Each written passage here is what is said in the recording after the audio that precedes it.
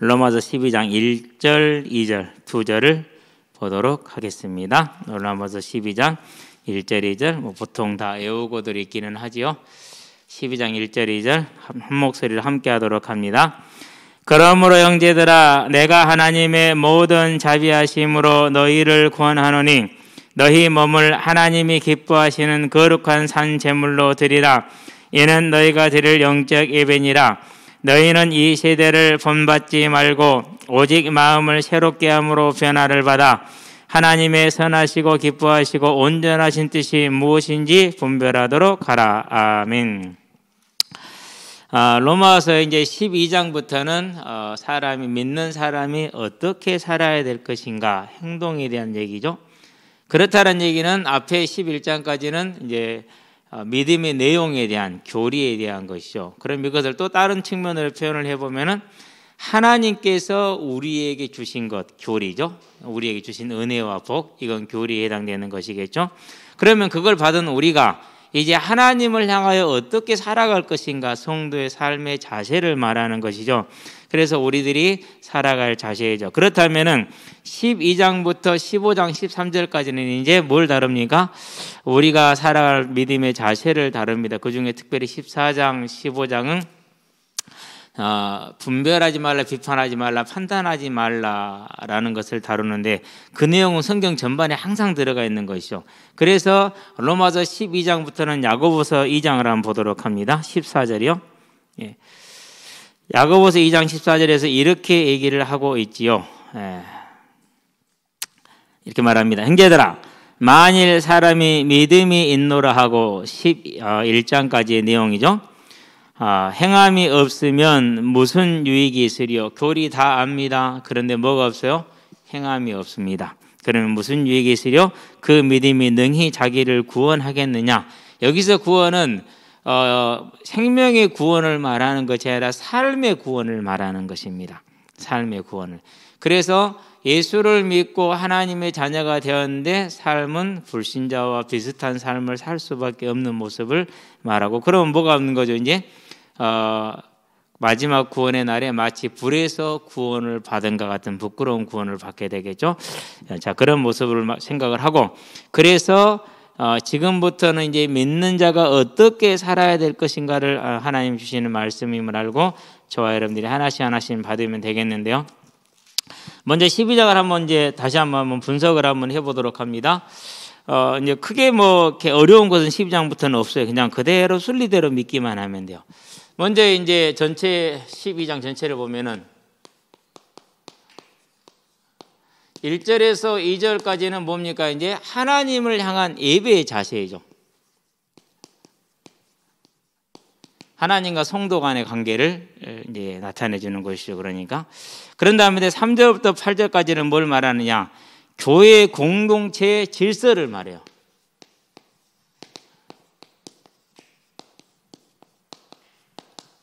교회는 여러 사람이 모여 있습니다. 무슨 말입니까? 하나님이 필요해서 부른 것이죠. 그렇기 때문에 큰 교회는 넘치고 작은 교회는 모자랄 수가 있죠. 그래서 이제 모자란 부분들을 큰 교회들이 이렇게 도와주는 그런 이제 좋은 모습들을 많이 보여주고 있잖아요. 근데 이 질서에 대한 얘기를 하죠. 이제 그러면 9절부터 나머지 이제 21절까지인데 그걸 나눠봅니다. 9절부터 21절, 2절 몇 절입니까? 16절까지. 여기는 교회 안에서 성도가 아닙니다. 네. 그런 다음에 17절부터 마지막 절이 몇 절? 21절인가요? 21절까지. 이것은 이제 세상과의 관계입니다. 불신자죠. 저와의 관계. 이렇게 이제 로마서를 이제 이렇게 이루고 12장을 정리를 해놓고 있죠. 그러면 이제 13장을 뭘 말합니까? 13장에서는 제일 먼저 나오니까 국가와의 관계, 위에 있는 권세자들에게 순복하라 이렇게 말을 하죠. 그렇죠? 그러면서 이제 그 다음에는 이제 8절부터는 이제 율법에 대한 얘기가 나옵니다. 율법 자체의 핵심이 뭐죠? 사랑이니까. 나머지는 이제 가면서 보도록 하겠습니다. 자, 그러면 이제 하나씩 가면서 이제 보도록 하는데요. 자, 먼저 뭡니까? 그러므로 이것을 이제 어떤 다른 특별한 연관성이 있는 게 아니라 내용의 전환입니다. 이제까지 우리가 믿음의 교리를 알았기 때문에 그렇다면 이제 이 믿음의 교리를 가지고 어떻게 살아야 될 것인가라는 얘기를 전개하기 위한 하나의 전환점이죠. 형제들아, 내가 하나님의 모든 자비하심 그랬어요. 자, 하나님의 자비하심이다. 모든 자비하심.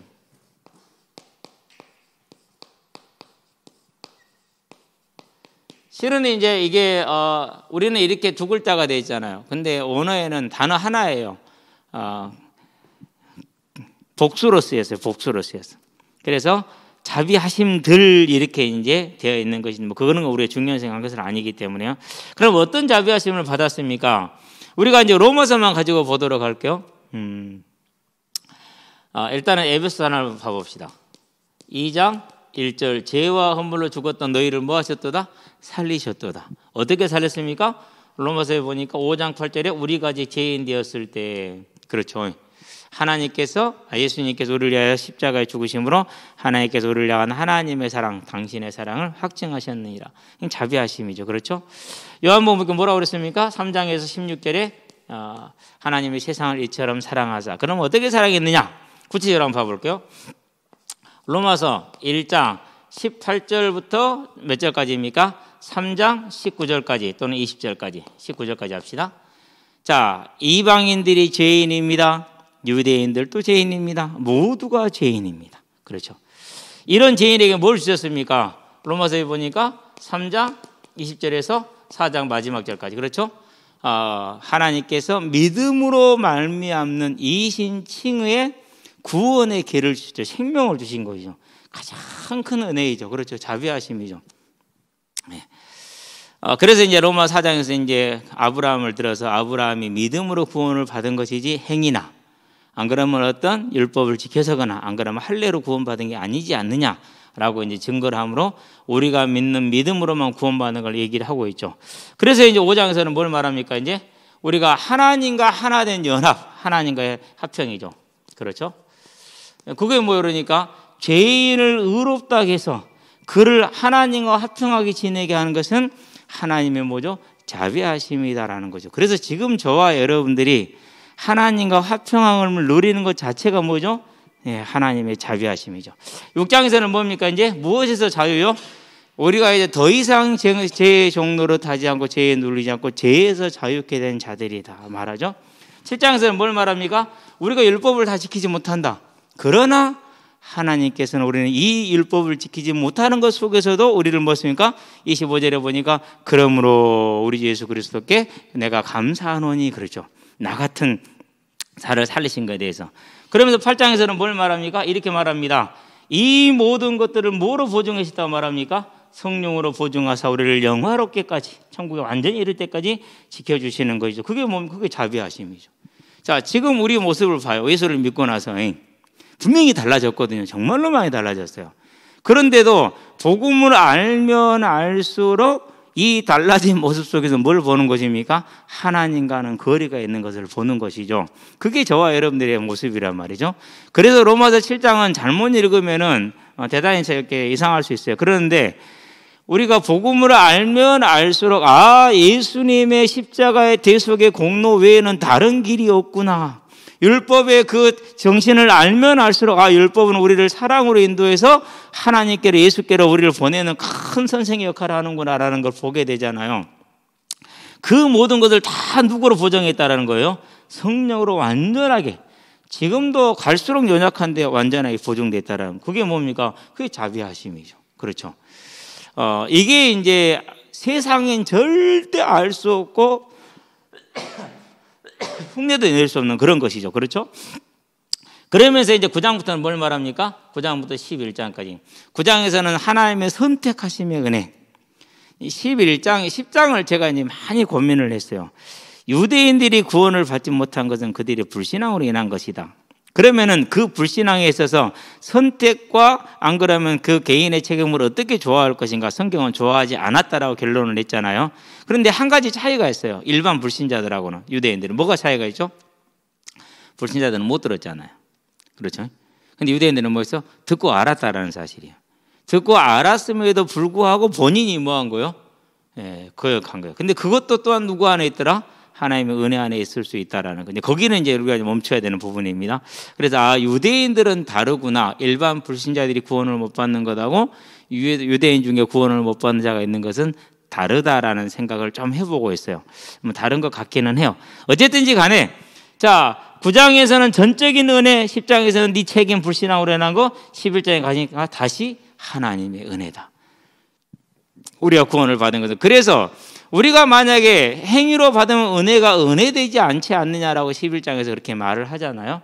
그러면은 이 죄를 그대로 용서하시고 우리를 선택하셔서 구원하신 건 뭐입니까? 하나님의 자비하심에서 근원이 있는 것이죠. 그래서 이 자비하심의 한계는 뭐가 됩니까? 거의 이제 무한대가 되는 것이죠.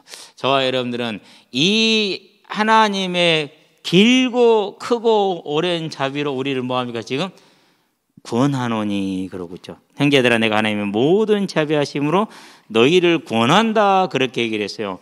그러면은 구원한다라는 말을 저와 여러분들이 뭘 봐야 됩니까? 구원한다라는 말은 좀 깊게 봐야 돼요. 깊게 봐야 좀 엄하게 봐야 돼요. 자 12장부터는 무슨 측면이라고 했어요? 사람이 하나님께 해야 될 것을 말한다고 그랬죠. 그렇죠. 그러니까 이것은 명령인 겁니다. 그러면서 강력한 권고입니다. 이것을 저와 여러분들이 만홀히 여겨서는 안 된다라는 것을 꼭 기억하시게 되길 바랍니다. 너희를 권하노니 뭐라고 했습니까? 너희 몸을 그랬어요. 몸. 거룩한 산 제물로 드리는데 그러면 몸은 뭘 뜻하느냐라는 것이죠. 로마서 6장을 한번 가봅니다. 로마서 6장을 가보니까 이렇게 얘기를 하고 있죠. 11절인가요? 11절에서 이렇게 말합니다. 이와 같이 너희도 너희 자신을 죄에 대하여 죽은 자요 그리스도 예수 안에서 하나님께 대하여 살아있는 자로 여길지어다 로기제스테라고 이렇게 있죠. 그러므로 너희는 죄가 너희 죽을 몸을 지배하지 못하게 하라. 자, 죄가 몸을 지배하지 못하게 하라는 말은 단지 육신의 어떤 삶만 말하는 겁니까? 안 그러면은 그 전체를, 우리 전체를 말하는 겁니까? 그래서 여기 몸은 단지 육신을 지칭하는 것이 아니라 우리의 행동만을 지칭하는 것이 아니라 전체적인 것입니다. 인격, 생각, 가치 그 모든 것이 다 포함되는 것을 말한다라는 거. 그래서 네 자신, yourself 이렇게 이제 볼 수가 있는 것이죠. 그래서 고린도전서 6장을 20절에 한번 가봅니다. 거기서도 이제 비슷한 얘기를 하고 있습니다. 여기서도 몸에 대한 얘기를 하고 있는데요. 고린도전서 6장은 음행을 다루는 장 중에 하나이죠. 20절에 보니까 값으로 산 것이 되었으니 그런즉 너희 몸으로 하나님께 영광을 돌리라 그랬어요. 자, 값으로 샀습니다. 값으로 사면 몸만 삽니까? 아니죠. 모둠을 산 거죠. 그렇죠? 그런데 저와 여러분이 구원받은 우리 자신, 곧 우리 몸이 그냥 사진 것이 아니라 뭐로 샀습니까? 예수의 피로 샀죠. 우리가 남을 위해서 조금만 수고를 하는 것도 작은 게 아니잖아요. 그렇죠? 그러는데 자기 자신을 죽음에 내어줄 정도의 크나큰 고통뿐만 아니라 하늘 보좌를 내리고 피조물로 낮아지신 그 낮아지심, 그런 다음에 멸시와 조롱 가운데 자기 생명을 십자가에 달려 죽게 한, 그게 이제 어제 오전 9시에 달려서 오후 3시에 운명하셨다고 그랬죠. 6시간을 달려 있었어요. 그런데 제수들은 몇 시간 달려 있었어요? 6시, 오후 6시가 다 되도록 안 죽고 있었어. 다른 제수들은. 그래서 그들의 이제 다리를 부러뜨리죠. 쇼크사를 시키는 겁니다. 충격을 주어서. 예. 사람이 이제 뭐라고 연약해진 상태이기 때문에 충격을 주면 심장이 멈추든지 뭐 그러는가 봐요. 그러면 그 기나긴 고통을 당한 거잖아요. 그렇게 우리를 뭐 했다라는 거요? 우리를 살렸다라는 것이죠. 그렇기 때문에 이 자비하심으로 우리를 그렇게 고난스럽게 살리셨기 때문에 이제 우리의 몸을 뭐라는 겁니까? 명령을 내리는 거죠. 하나님이 기쁘게 여기시는 뭐로 드리라는 겁니까? 이제 하나님이 기뻐하시는 거룩한 산 제물이 되게 하라 그랬어요. 그러면 거룩하다.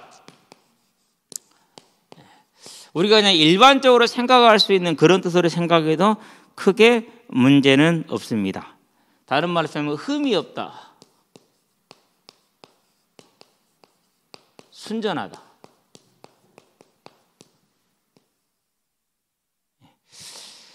주석을 보다가 그런 예화를 하나 읽었어요. 아주 개차반으로 살던 사람이 예수를 믿었어요.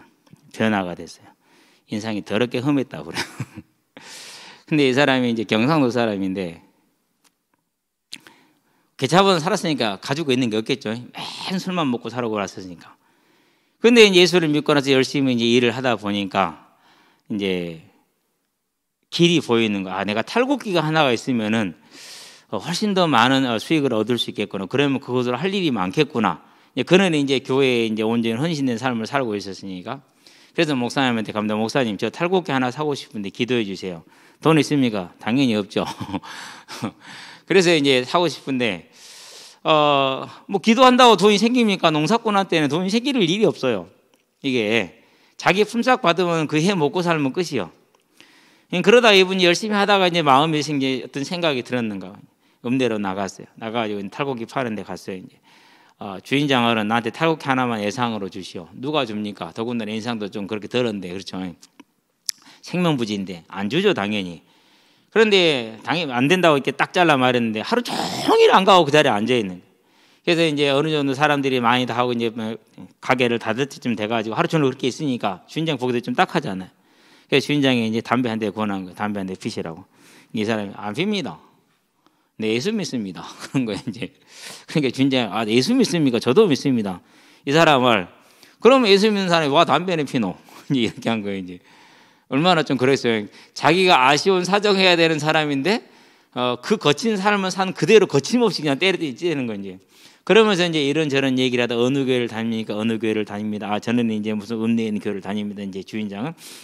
그렇게 얘기를 했어요. 하다 보니까 이제 거기서 하나님이 감동을 주셨겠죠. 그래서 이제 그럼 내 인생 처음으로 예상으로 하나 준다. 그러면서 하나 준 거예요. 이제 그 해의 탈곡기 값을 다 갖고 그러고도 많은 것을 남겼다라는 이제 그런 걸 하면서 그 사람이 정말 하나님의 감동과 은혜 속에서 믿음들을 했기 때문에 은혜를 받았다라는 얘기를 하더라고요. 근데 거기서 저는 뭘 봤느냐면요.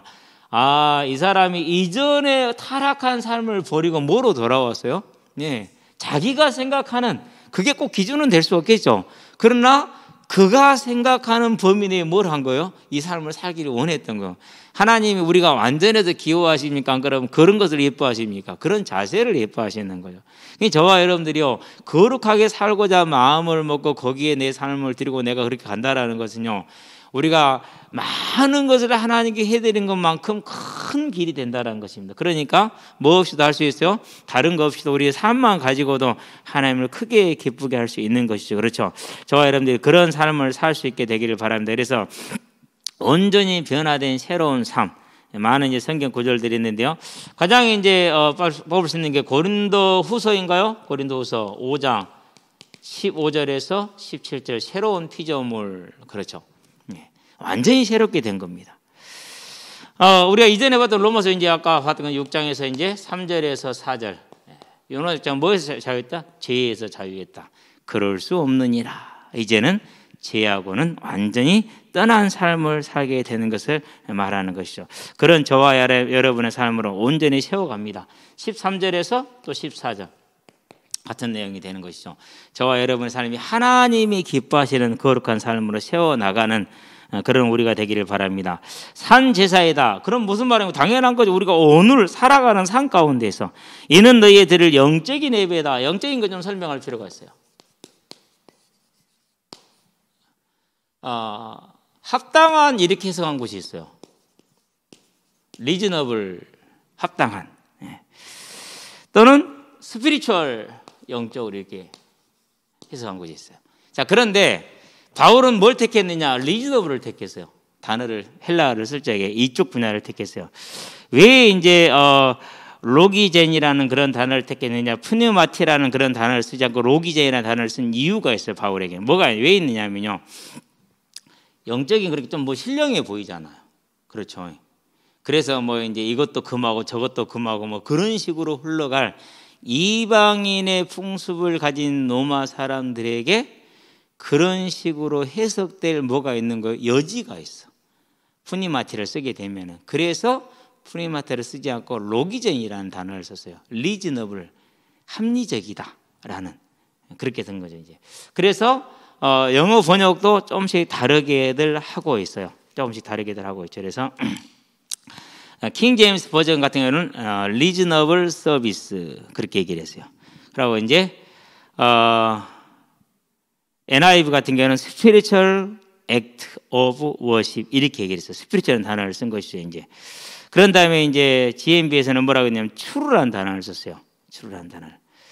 그래서 약간씩 다르겠는데 아마 true라든가 reasonable 이쪽이 더 뜻을 전달하는 데는 합리적이지 않느냐, 합당한 예배다라는 것이죠.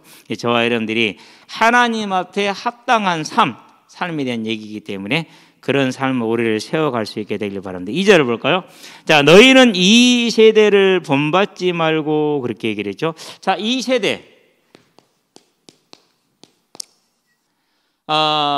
여기에 대해서는 이제 단어가 두 가지를 쓸 수 있습니다. 아이온이라는 단어를 쓸 수가 있고 코스모스라는 단어를 쓸 수가 있어요. 코스모스는 그야말로 공간적이고 현상적인 세계를 말합니다. 우주 그런 것처럼. 그런데 아이오니는 시간적인데 보이지 않는 걸 말합니다. 그럼 여기서는 뭘 썼느냐? 아이오니를 썼어요. 네, 아이오니. 그 말은 무슨 말입니까? 이제 이 세대의 타락한 영적인 모습을 말하는 거죠.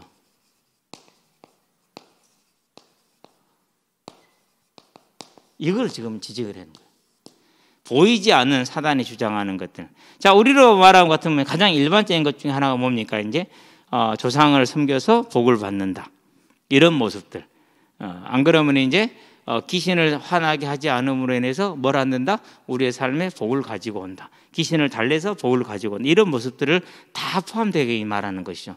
저와 여러분들이 이런 부분들을 세밀하게 좀 구분할 줄 알아야 돼요. 그래서 깨어 있어야 돼요. 언제든지 간에. 그런데 교회 와서 보니까 많이 들어와 있어요. 이 부분들이 오늘날 세상 사람들이 가지고 있는 일반적인 영적인 그런 관념이 우리의 육체화되어 있고 삶화되어 있는 것들이 생활화되어 있는 것들이 많이 들어와 있더라고. 가장 제일 많이 예를 드는 것 중에 아이고 먹을 복이 있네. 뭐 거짓입니까? 먹을 복이 이게? 그러잖아요. 자녀이기 때문에 그건 당연한 거거든요. 그런 것을 이제 우리는 가지고 있어요. 그러면서 새해 복 많이 받으세요. 뭔 복을 더 받아요? 예수 말고 다른 복이 더 있어요? 거기는 뭐가 있습니까? 물질적인 것을 복으로 여기는, 잘되고 형통하는 것을 복으로 여기는 뭐가 있는 거예요? 그런 이 세대의 관념이 그대로 다 들어가 있는 거예요.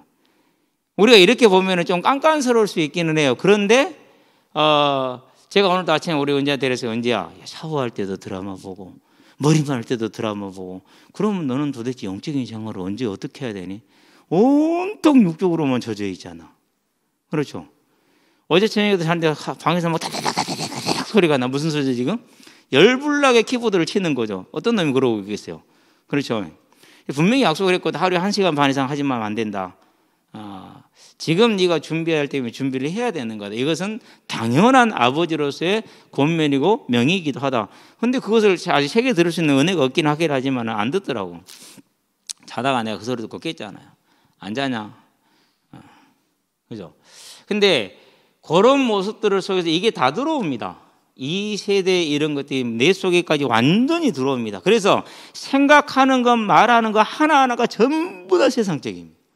그러니까 주변에 누구를 만나서 대화를 하는데 애가 도대체 교회를 다니는지 예수를 믿는지 전혀 모르겠는 거예요. 똑같거든요. 대화 잘 돼. 그래서 복음을 전하거나 이런 것에 힘이 있어요, 없어요? 안 되는 거예요. 절대 흑암을 못 끄고요. 흑암을 못 끄고. 뭐 해야 됩니까? 구별돼야 됩니다. 구별돼야 돼요. 어느 정도입니까? 제가요, 한동안 동기 모임을 아예 안 가버렸어요. 물어보더라고. 왜 안 오느냐고. 나 안 가는 이유가 있다. 왜 안 오냐. 너희들 모이기만 하면 내 주를 가까이 해서 내가 못 간다. 네 주만 가까이 해서. 우리 주가 아니라. 그 뒤부터는 충격받았고 아무도 말을 못해요. 그러면 동기들이 나를 기뻐하겠습니까? 무슨 대상이에요 이제? 기피 대상이 되는 거예요. 그러는데 동기들의 기피 대상이 되는 게 나아요? 안 그러면은 동기들의 기피 대상이 안 되는 게 나아요? 되는 게 나아요? 하나님께 가까이 하는 게 나아요? 하나님께 멀리 하는 게 나아요? 그건 아닌 거죠. 그렇죠? 그래서 이제 지금도 마찬가지예요. 항상 그래요. 그건 정확하거든요. 지난번 때는요, 한 2년 전인가 3년 전인가 되죠.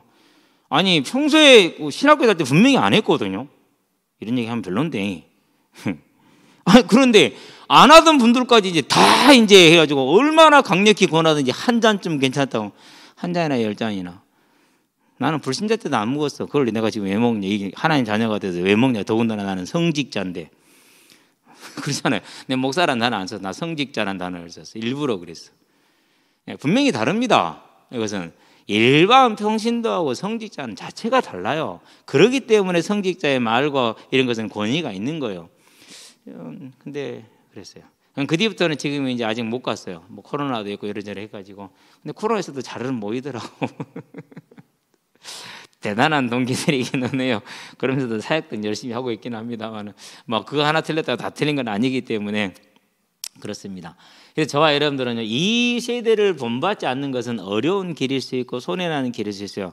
어려움을 당하고 손해를 보시게 되길 바랍니다. 하나님이 채워줄 수도 있고 안 채워줄 수도 있어요. 가능하면 안 채워주시는 게 더 나아요. 왜 그렇습니까? 하늘에 남아있으니까. 근데 채워주면은 우리가 좀 손해가 좀 그렇게 유익하지는 않아. 여러분은 그렇게 아시면 됩니다. 그래서 뭡니까? 이 세대를 본받지 말고 본받다라는 말은 무슨 말이냐? 이게 쉬워야 되는데 나머지 뒤에 가면 쉽습니다. 이것만 좀 어렵습니다. 외형을 담다 해요.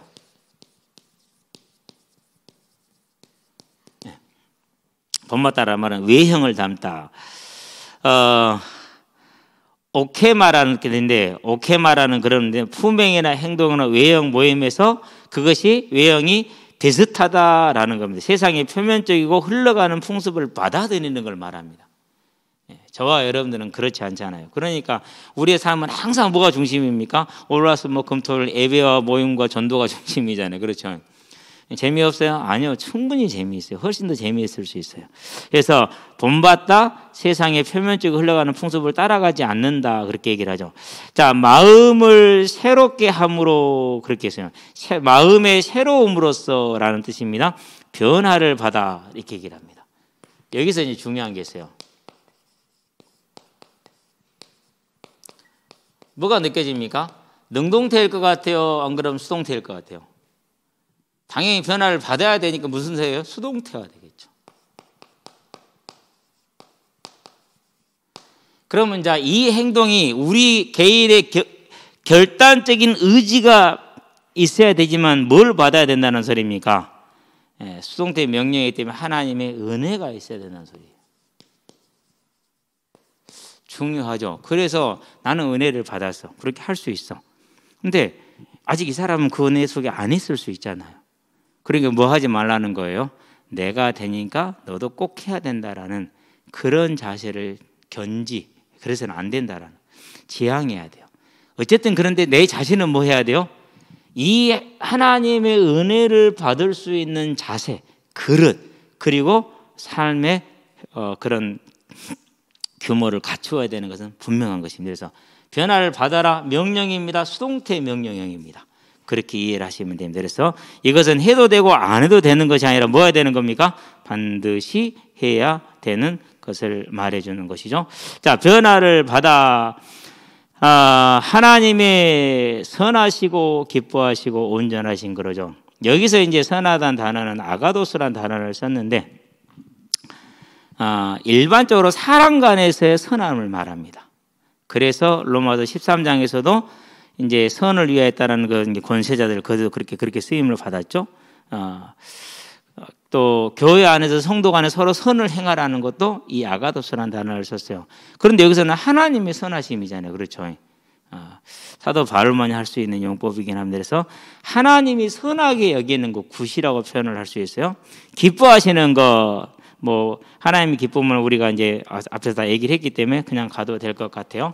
다음에 온전하신 거, 하나님의 뜻을 말하는, 자, 하나님의 온전하신 뜻이라는 것을 어떻게 찾으면 됩니까? 이것만 좀 얘기를 할게요.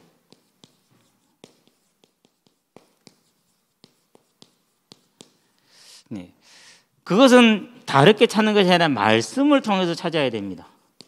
이사야서를 볼까요? 34장이죠. 16절이죠. 너희가 자세하게 살펴봐라. 하나님의 말씀 중에 빠진 것이 하나라 있느냐? 하나도 없다. 이유는 왜 그러냐? 하나님의 영이 명했고 하나님의 영이 기록하였기 때문이니라.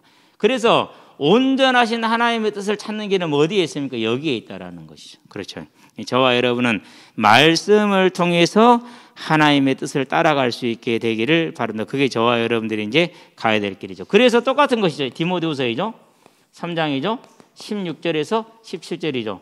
교훈하기 유익한데 뭐죠? 처음 나온 게 온전하게 함과 이렇게 나오죠. 예.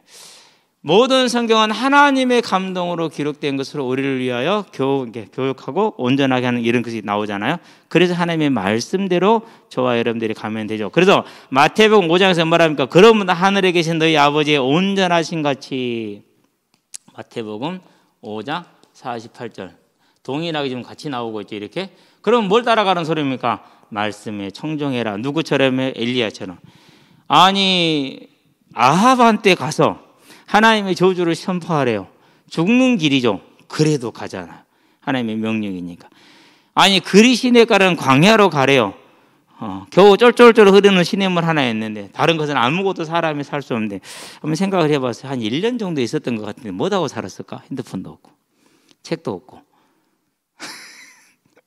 그렇다고 기거할 집도 있는 것도 아니고 뭐 동굴이나 그 뭐 바위 밑에 있었을 것 같은데 하루 종일 뭐 하면서 살았을까? 한번 생각해 보시기 바랍니다. 엘리야가 그 긴 시간 동안에 거기서 혼자서 뭐 했을까? 까마귀가 놀고 있었을까? 그것은 아닐 테고. 그렇죠. 생각해 보면은요, 얼마나 그 시간이 괴로운 시간이겠는가는 우리가 알 수가 있어요. 집에서 1시간 아무것도 안 하고 조용히 앉아 있을 수 있어요? 우리는 못 있잖아요. 그렇죠. 앉아서 시간 나자마자 바로 뭐가 하죠? 핸드폰이 나를 보러내 하면서 달려가죠. 그래서요, 이번 주 혼자 생각을 해봤어요. 그리 시내가에서 아침과 저녁에 가져왔더니 낮에는 안 나와 있죠. 뭐 낮에도 가져왔는지는 모르겠는데 아마 활동을 안 했으니까 낮에는 안 가져왔을 것 같게 돼요. 그러면 그 시간 동안 혼자서 뭐 하고 있었을까? 기도했을까? 묵상했을까? 여러 가지 생각을 해봤는데 그래도 한계가 있어. 그래도 한계가 있어. 예. 저녁에는 어떻게 잠을 잤을까? 뭘 돕고 잤을까? 그 추운 시야에. 예. 그냥 갔기 때문에 뭘 짊어지고 간 거 아니거든요. 캠핑용 배낭을 짊어지고 간 거 아니잖아요. 그렇죠. 그러면 그 광야에서 혼자서 저녁에는 추위에서 어떻게 잤을까? 뭐 하나님이 따뜻하게 하셨을까? 광야에서 불기둥으로 데펴줬던 것처럼 구름기둥으로 덮어줬던 것처럼 그렇게 하셨을까? 여러 가지 생각을 해보는데 그것은 아마도 본인이 온전히 견뎌야 될 하나의 고난 중에 하나였지 않을까라는 생각을 더 깊이 해봅니다. 우리는 그런 사명을 안 받은 것만 해도 감사하시게 되길 바랍니다. 뉴질랜드에 단기 선교를 갔는데요.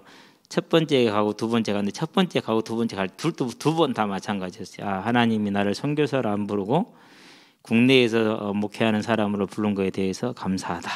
인간의 연약함이기 때문에 그렇습니다. 이건 선교사는 진짜 특별히 이 좀 사는 나라에서는 더 그래요.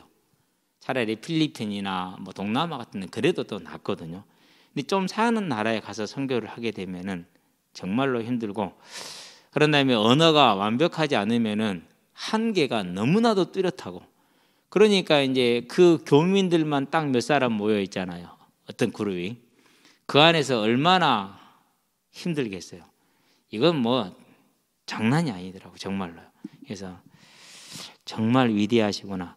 우리가 국내에서 저 사람들 얘기 뭐 이런저런 비리가 있는 거 듣는 것은 그것은 진짜 아예 고려할 가치가 없는 거예요. 본인이 가서 있지 않으면은요 절대로 몰라요. 그랬는데도 불구하고 우리는 항상 그러죠. 내 일 아니잖아. 내 살 아픈 거 아니잖아. 그러니까 너무 쉽게 판단하고 너무 쉽게 대하더라고요. 너무 그런 걸 보면서요. 참 사람들이 인생에 대한 깊이가 없다라는 것입니다. 하는 것을 느꼈습니다. 자, 분별하도록 하라라는 말은 무슨 말이냐? 마찬가지입니다. 하나님의 말씀에 맞는가 안 맞는가를 판단하도록 하라라는 것입니다.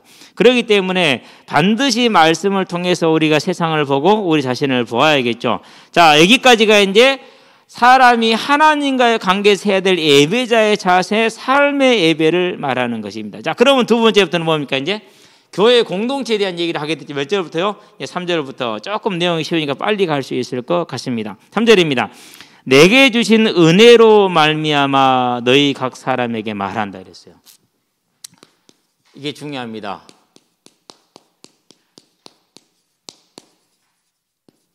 로 말미암아. 이 말은 무슨 말입니까? 내 말 아니다. 하나님의 명령이다. 그 말이에요.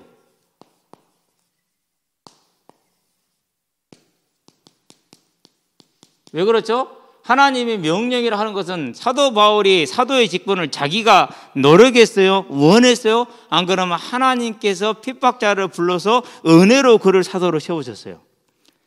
로마서 9장에 보니까 아직 바울이 살기가 등등하여 그런데 예수님께서 바울아라고 부르셨잖아요. 그게 뭐예요? 그게 은혜로 받은 거잖아요. 그렇죠? 그 은혜로 받은 사도의 직분으로 말하는 거다. 하나님의 명령입니다 라는 뜻입니다. 하나님의 명령이라는 뜻이죠. 자, 그런데 왜 하나님의 명령이라 하지 않고 내게 주신 은혜라고 말을 했을까요? 지금부터는 뭘 말한다고 그러세요? 교회 안에 질서를 말한다고 그러잖아요. 그렇기 때문에 교회 안에 질서를 말하니까 여러분이 볼 때 나는 하나님께 부름받은 사도이지 않습니까? 그래 나는 내 직분을 따라가는 것이니까 당신도 당신의 직분을 따라가세요 라는 것을 이미 이 안에서 다 담고 있는 겁니다.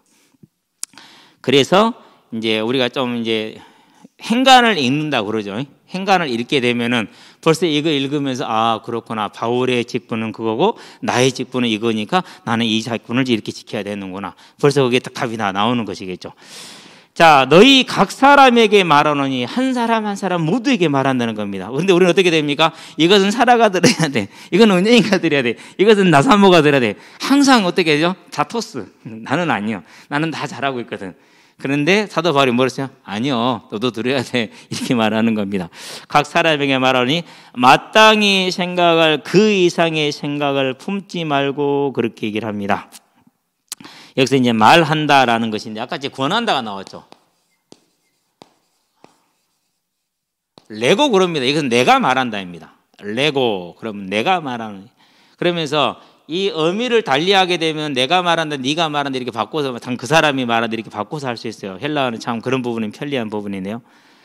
여기서는 아까 권하는 것보다 훨씬 강력한 명령입니다. 자, 내가 말한다. 하나님이 말씀하네. 여호와께서 모세에게 말씀하시되 그런 이제 권위를 지금 표현해 주는 겁니다. 대단히 권위 있어요. 대단히 권위. 그렇기 때문에 에베소 교회가 자칭 사도라 하나 그들의 거짓됨을 밝힌 것은 대단한 일이에요. 정말로 쉬운 일은 아니에요. 그때 당시에 사도라는 직분은 무슨요? 하나님과 거의 동등됨으로 여길 만큼 권위가 있었다니. 그러니까 내가 말하니 이러잖아요. 그렇죠? 이런 권위가 있었어요. 그만큼 강력한 명령을 지금 권하는 것보다 훨씬 강력하게 명령을 내리는 겁니다. 왜 그랬을까요? 문제가 되기 때문에. 문제가 되기 때문에. 마땅히 생각할 그 이상의 생각을 품지 말라라고 얘기를 합니다. 자, 마땅히 생각한다라고 해서 생각하다라는 말은 무슨 말이냐? 어떤 사실에 대한 평가나 견해를 가진 겁니다.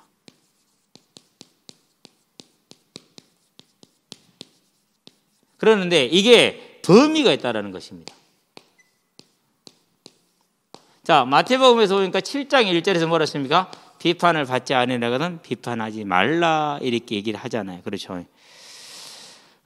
그러고 또 이제 어디서 말합니까? 마태복음 7장에 하지 마. 그러면 야고보서에 또 말하죠.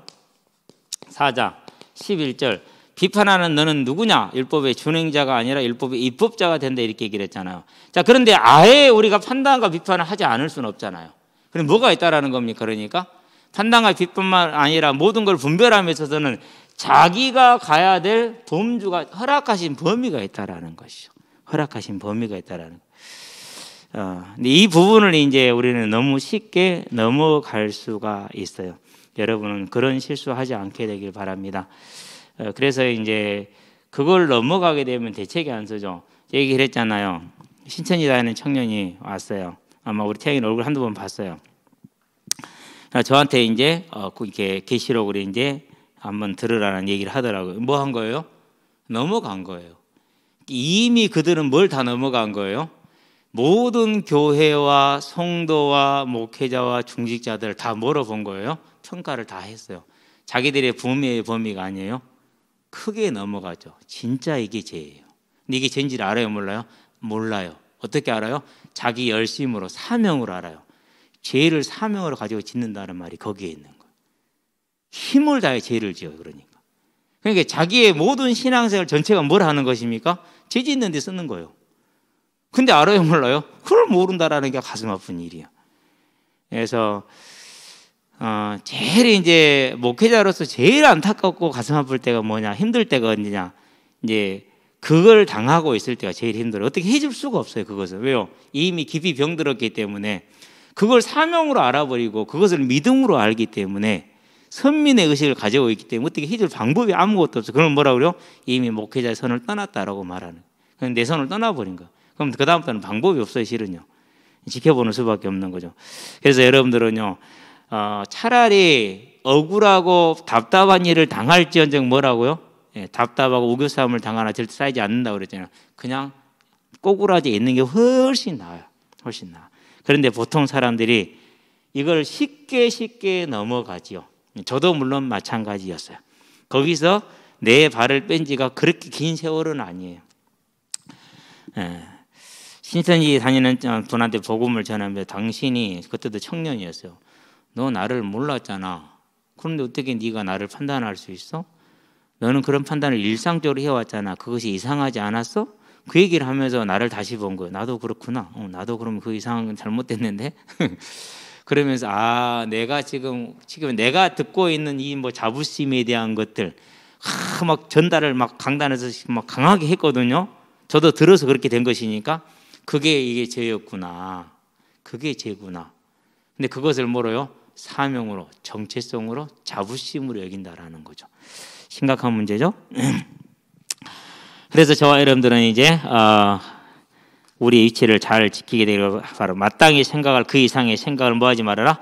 품지 마라. 분을 넘는 생각을 해서는 안 된다. 자기의 능력과 소명으로 감당할 수 있는 이상의 것을 스스로 짊어지지 마라는 것이죠. 스스로 짊어지지 마라.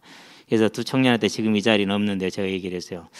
너희들이 교회를 보고 나를 볼 때 그렇게 복음이 없어 보이냐? 무슨 말입니까? 너무 범위를 넘어가지 마라 라는 그런 얘기거든요. 좀 이따 더 하면 나와요. 이제 각 사람이 받은 믿음의 분량이 있어요. 충성해서 그 범위 내에서 아름답게 쓰이는 경우가 있어요. 또 어떤 사람에게는 말씀을 계시를 풀어서 가르칠 수 있는 분량이 있어요. 근데 그건 분명히 차이가 나거든요. 근데 보면 그게 보여요. 그렇기 때문에 일을 맡길 때 그냥 열심히 한다고 맡기는 거 아니에요. 뭐 한다고 맡겨요? 그걸 보고 맡기는 거예요. 그걸 보고. 고시원 했는데 형제들이요 매일 밤에 예배를 드려요. 그래도 한 60여 명 형제 중에서 예배에 참석한 인원이 30명은 넘어요. 되게 신실하죠. 그러니까 이유가 있어요. 열심히 하나님께 잘 보여서 합격해야 되니까. 물론 그 중에는 하나님이 좋아서 예배 그렇게 매일 드리는 친구들 있어요. 그런데 많은 친구들이 그렇게 하더라고요. 그래도 뭐 그런 거 우리가 다 인간의 우리 연약함이니까 서로가 다 이해하고 붙들어주고 사랑하고 더 동정하는 거죠. 그것 때문에 하는 것이 아니고. 근데 그렇게 모여있는데 딱 구별이 돼요. 말씀을 이해하고 해석하고 풀 수 있는 사람은요 그 중에 없어요. 제가 그게 되더라고요. 친구들이 항상 그래요. 너는 어떻게 그게 이해가 되니?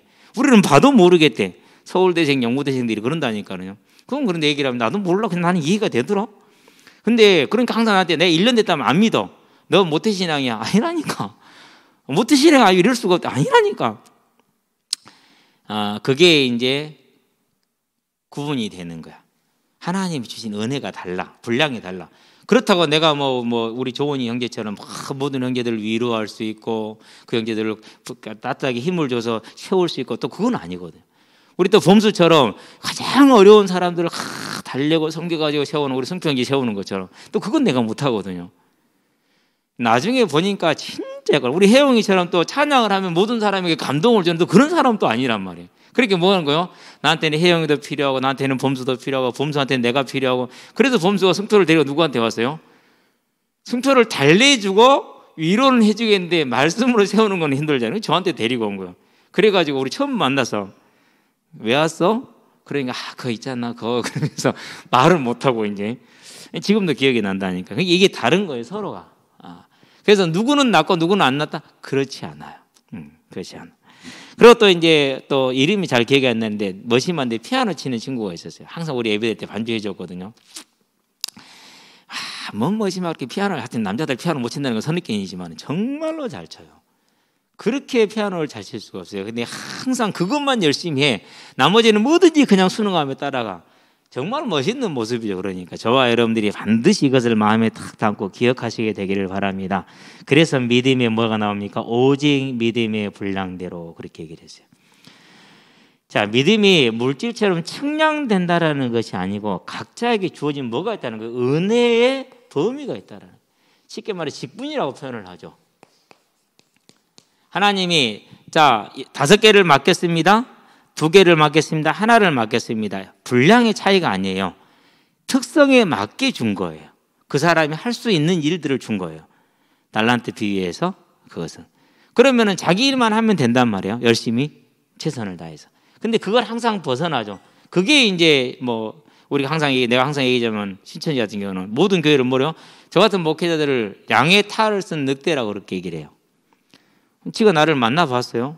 모르잖아요. 뭐 나 말고 다른 목사님들을 만나봤어요? 모르잖아요. 그런데도 그렇게 해버려요. 뭘 넘어가는 거죠? 지가 하나님 됐고 그들이 하나님 돼 있는 것이죠. 그러니까. 근데 그게 죄라는데 모르고 사명으로 감당한다는 게 안타까운 일이고. 뭐롭게 생각하라? 지혜롭게 생각하라. 라는 지혜롭다라는 뜻은 겸손과 자제를 뜻합니다. 헬라어에서 지혜라는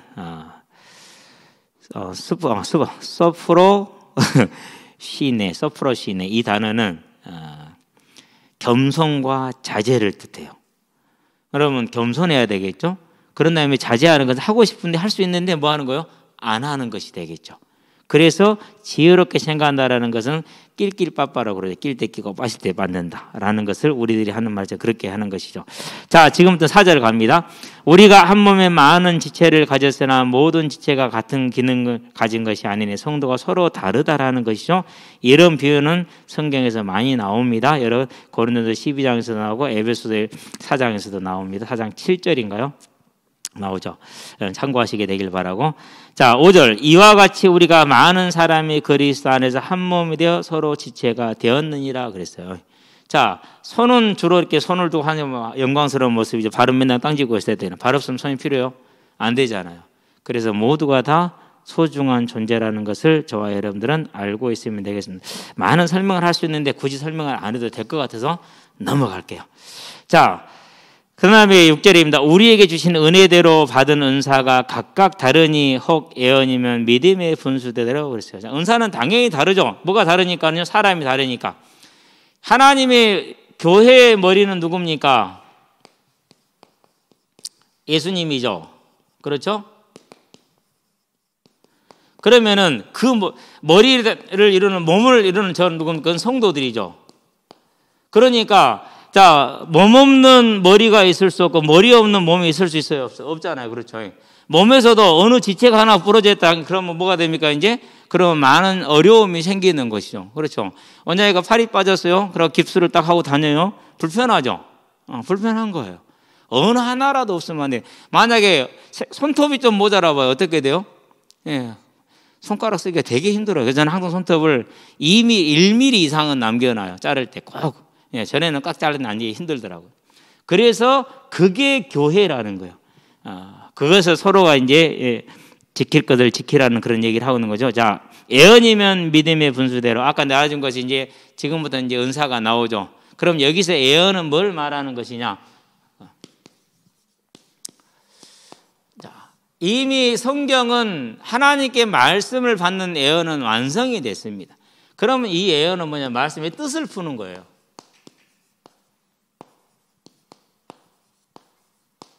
말씀의 뜻을 푸는 거. 그래서 예언이면은 믿음의 분수대로 그렇게 얘기를 했어요. 자, 믿음의 분수대로다. 하나님이 주시는 그 선을 따라서. 자, 그러면 이제 이 믿음의 분수대로 어떻게 보면 됩니까? 제가 이렇게 성경을 읽으면서 단어들을 하나하나 보면은요, 그 단어의 어근을 쭉 따라서 성경에서 이렇게 쓰였기 때문에 이런 뜻이다라고 설명을 해주는 신학자들이 계세요. 그렇죠. 그런 분들은 그런 걸 잘하셔. 그런데 또 어떤 사람들은 현장에 가면 그런 건 몰라도 복음 잘 전해. 말씀을 잘 풀어서 잘 전해. 어쨌든지 간에. 같아요, 틀려요? 다른 거예요. 그건 믿음의 분수대라고 그러는 거예요. 근데 특별히 애언은 하나님의 말씀의 뜻을 푸는 거거든요. 한 번은 이제 여기 또 나옵니다. 시편에 보면 그거 나오죠. 머리에 숯을 올려놓은 것과 같은 악인에게 선을 행하라 그러면 그의 머리에 숯을 올려놓은 거 잠언에 나오잖아요. 그게 무슨 말이냐? 나는 그게 어렵지 않았어요.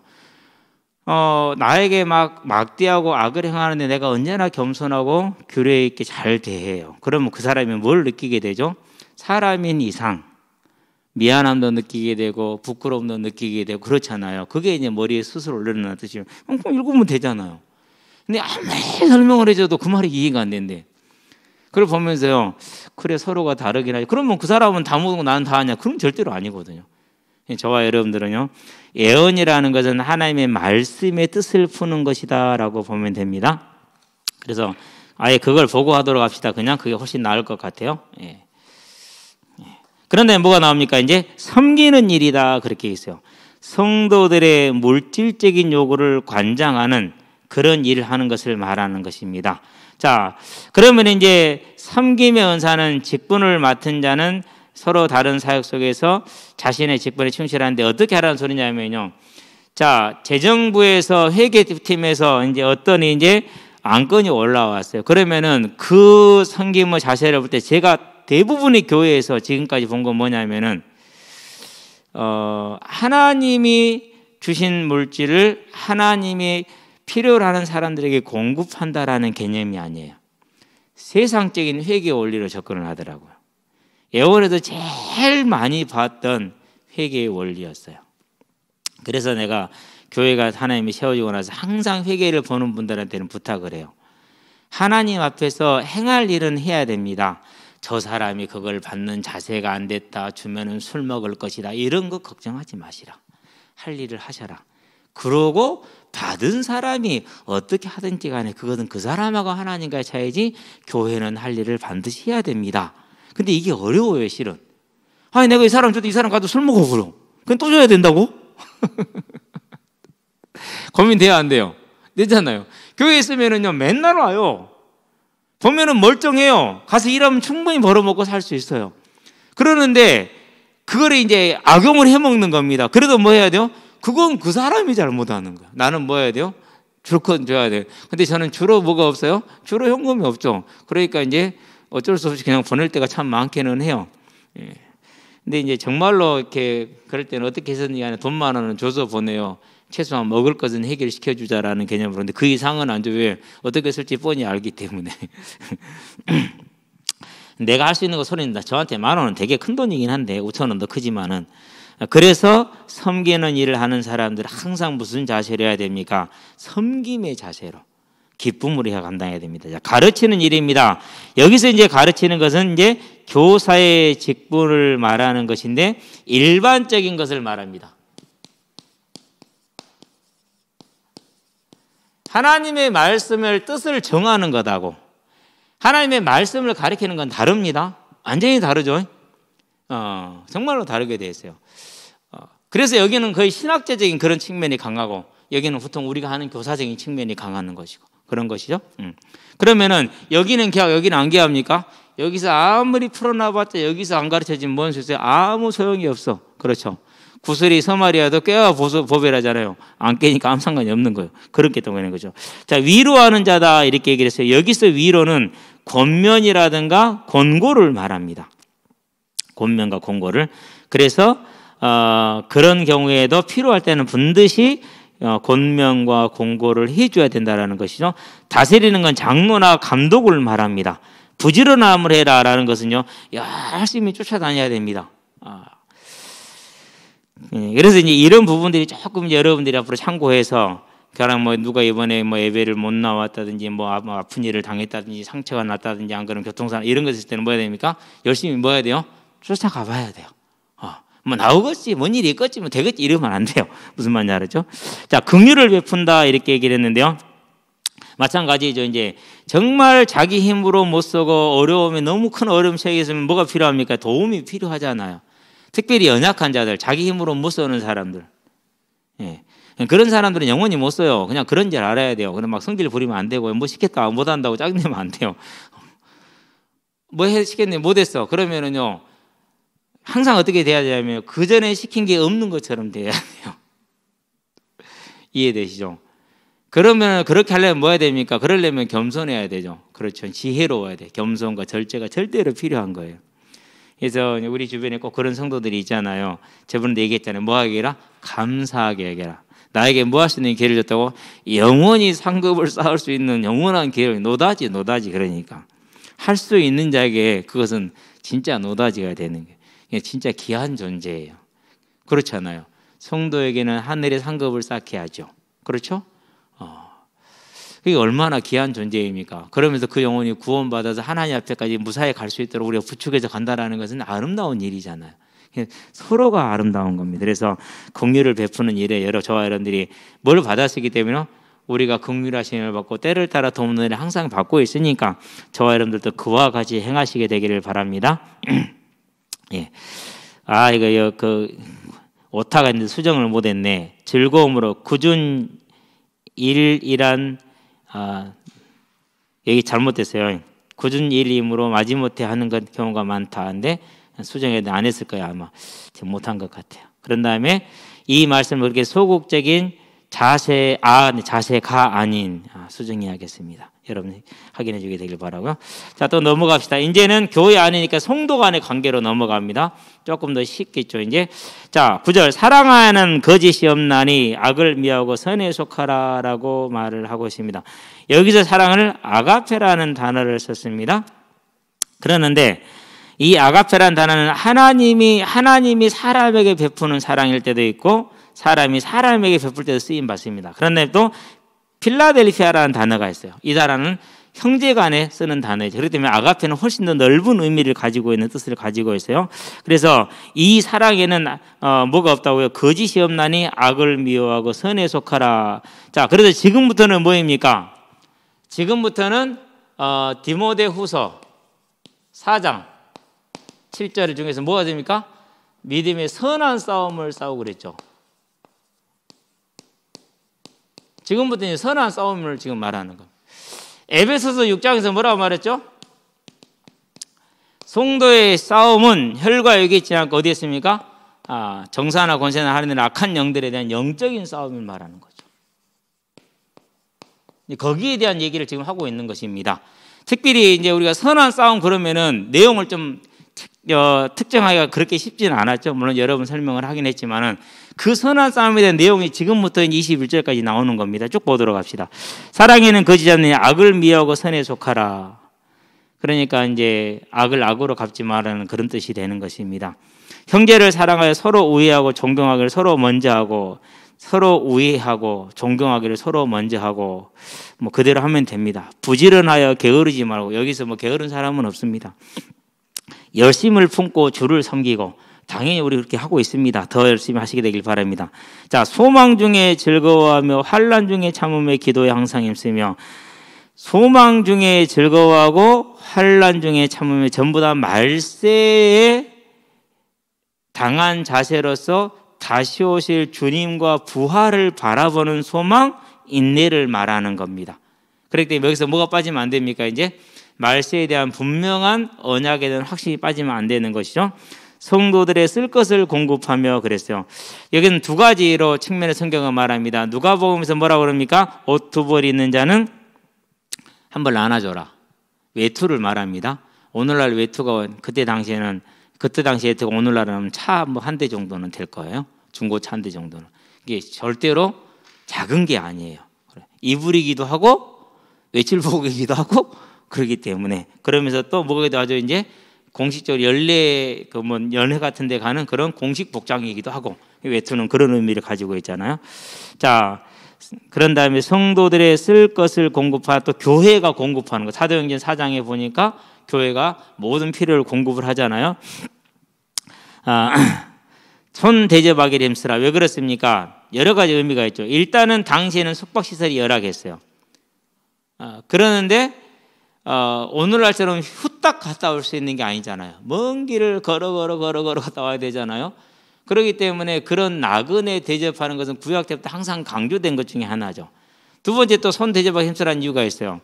핍박으로 인해서 예루살렘에 모였던 2만여 명이 넘는 사람들이 다 흩어지게 됐어요. 그럼 어디로 가야 돼요 도대체? 그렇죠. 그러니까 그렇게 흩어진 핍박으로 떠도는 자들을 뭐 하라는 거예요? 그 사람들을 도와달라는 거죠. 실제로 그랬어요. 자, 필그림스, 순례자들이죠. 그 사람들이 독일에서 어디로 갑니까? 네덜란드로 갑니다. 그러면 네덜란드가 어디 가서 합니까 도대체? 예, 그 네덜란드에서 그들을 받아서 자기 땅을 내어주는 사람이 있었어요. 이름을 내가 얼른 기억이 안 나는데, 예, 그래서 거기에서 농사를 짓고 살 수 있도록 도와준 거예요. 그럼 진짜 그렇게 한 거죠. 거기에서 영국이었거나 영국의 핍박이 좀 잠잠해졌다니까 다시 영국으로 돌아왔어요. 그런데도 영국 국교회에 법으로 정해져 있으니까 해야 되잖아요. 못 하겠거든요. 그래서 어디로 갑니까? 그래서 이제 왕의 허락을 받고 미국으로 아메리카로 넘어가는 거거든요. 예. 그런 이제 과정 속에서 그들이 독일로도 흩어지고 네덜란드로 흩어지는데 거기서 갈 때마다 믿는 자들이 그들을 받아서 살 수 있는 땅과 토지를 내줬어요. 결코 쉬운 일이 아니죠. 근데 실제로 그렇게 많이들 했습니다. 말씀대로. 손 대접하기를 힘쓰라. 너희를 박해하는 자를 축복하라. 축복하고 저주하지 말라. 그랬어요. 박해는 두 가지로 이루어지죠. 자, 교회 안에서도 이루어지고 교회 밖에서도 이루어지죠. 근데 교회 안에 박해는 서로 이제 의견이 다름으로 말미암아 갈등이지 박해로 보기는 어렵죠. 그러는데 세력의 차이가 나면은 박해가 될 수가 있어요. 초대교회 때도 이런 일이 자주 있었어요. 자주 있었어요.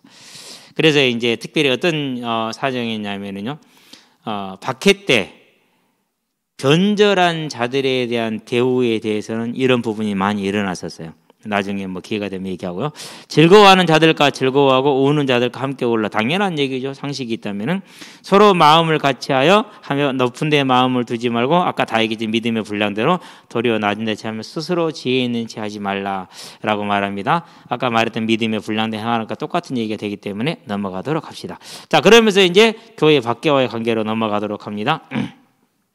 몇 절부터입니까? 어디로 가야 되노?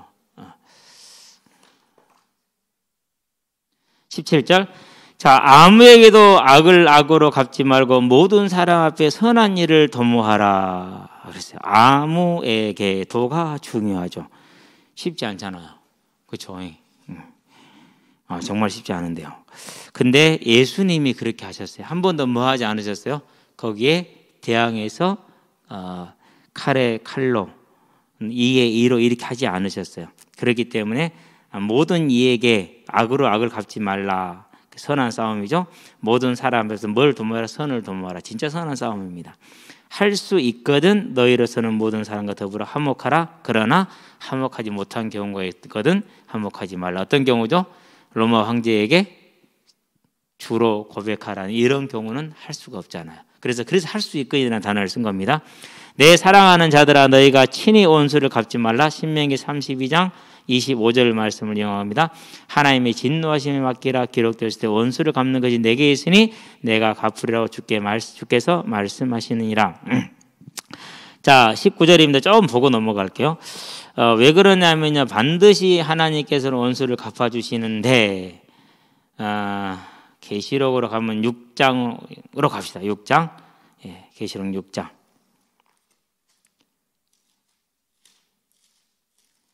계시록 6장인데